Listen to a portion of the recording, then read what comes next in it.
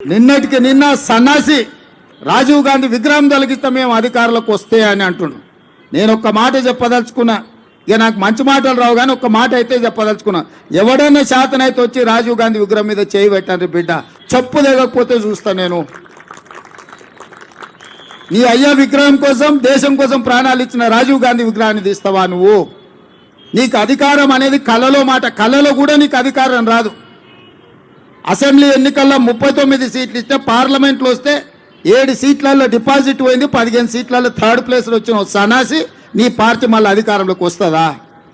నీవు మళ్ళీ రాజీవ్ గాంధీ విగ్రహాన్ని తీస్తా అని మాట్లాడతావా?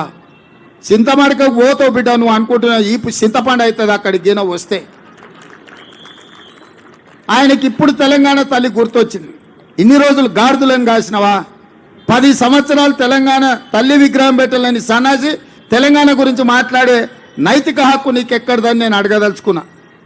అందుకే పెద్దలు బట్టి విక్రమార్క గారి అనుమతితోని డిసెంబర్ 9, 2024 నాడు సచివాలయం లోపలనే తెలంగాణ తల్లి విగ్రహం పెట్టే బాధ్యత మేము తీసుకుంటాం.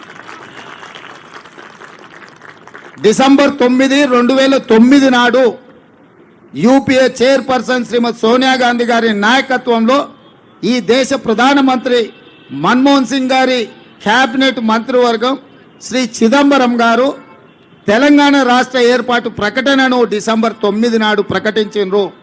ఇదే కాకుండా మన నాయకురాలు శ్రీమతి సోనియా గాంధీ గారి జన్మదినం కూడా డిసెంబర్ 9.